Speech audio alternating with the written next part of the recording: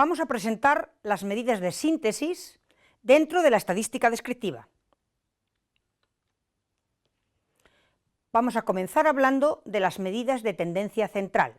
Van a ser valores que van a representar a todos los datos y que son los que se comunican generalmente en las publicaciones. Dentro de las medidas de tendencia central vamos a distinguir entre la media, la moda y la mediana. Sin ninguna duda, la más utilizada en las publicaciones científicas es la media. Por eso vamos a comenzar por ella. En otro momento, en otro vídeo, hablaremos de la moda y la mediana.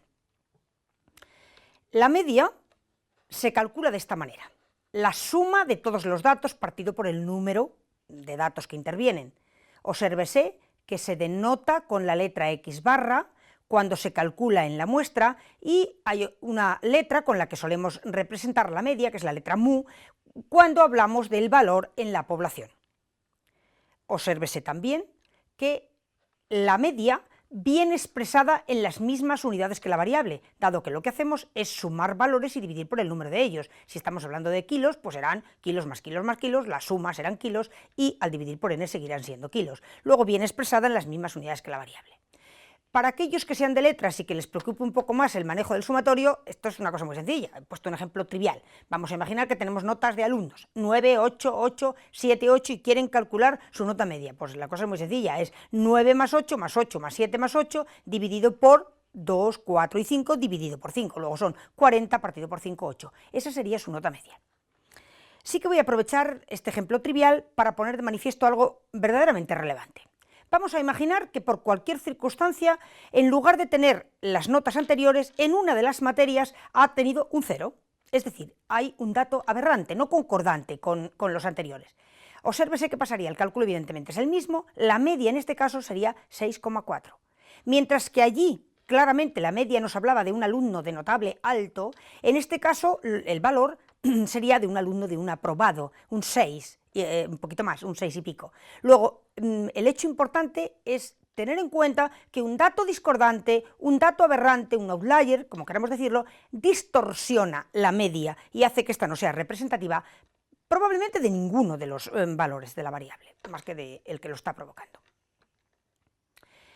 Bien, una cosa que yo creo que ha motivado el mal uso que hay de las medidas de tendencia central es que generalmente en los libros aparecen por un lado las medidas de tendencia central y por otro las medidas de dispersión.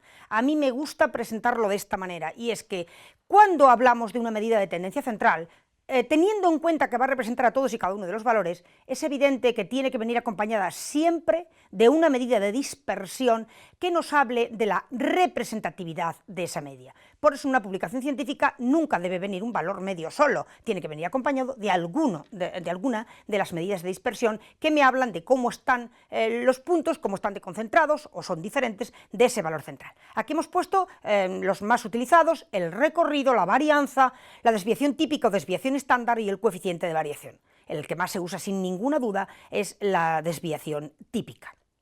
También vamos a hablar, lo he puesto a otro nivel porque es diferente, vamos a hablar del error estándar de la media. Empezamos por el recorrido, el más sencillo. El recorrido me indica o se calcula como la diferencia entre el máximo y el mínimo valor de la variable.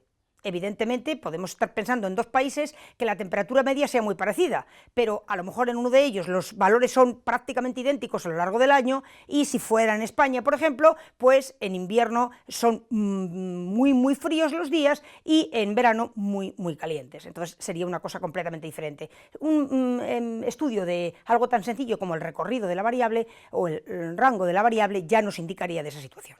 ¿Cómo se calcularía? Pues claro, tiene poco que decir. Obviamente, si yo tengo las notas, estas de ese alumno hipotético que he imaginado antes, pues el recorrido, el valor más grande es 9, el valor más pequeño es 7, el recorrido para este alumno sería 2.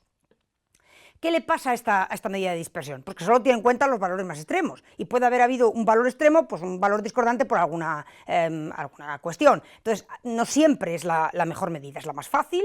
Viene también expresada en las mismas unidades que la variable, pero no siempre es la mejor y no es la más utilizada.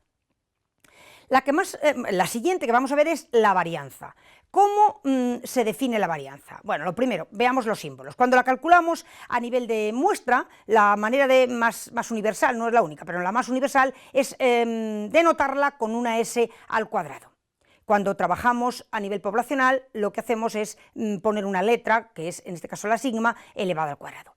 Aquí vemos cómo se calcula, es muy sencillo. Cada dato, cada valor de la variable, se le resta la media, se eleva al cuadrado, se hace para todos y cada uno y se suma. Eso es lo que quiere decir la formulita en cuestión. Y se divide por el número de términos. Obsérvese un detalle. En primer lugar, es mejor que el anterior porque no tiene en cuenta los dos extremos, sino que tiene en cuenta todos los valores de la variable. Pero tiene un inconveniente, como casi todo, ¿no? Tiene unas ventajas y unos inconvenientes. ¿Qué ocurre? Pues que viene expresada en el cuadrado de las unidades de la variable, porque es valores.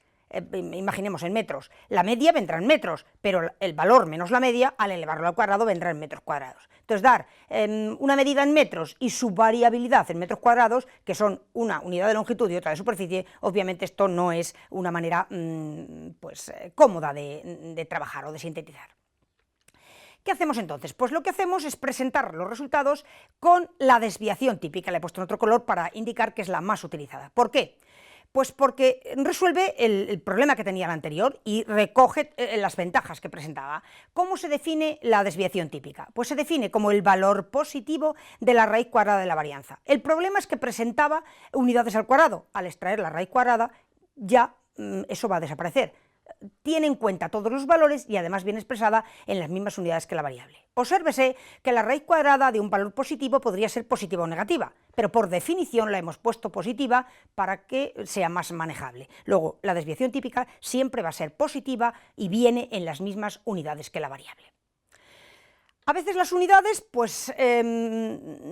no son convenientes, no es conveniente tenerlas en cuenta, y para esa situación en la que puedan no ser comparables, las unidades, cuando queremos hacer un estudio comparativo, por ejemplo, entre dos variables, pues utilizamos el coeficiente de variación, que se presenta como la desviación típica partido por el valor de la media.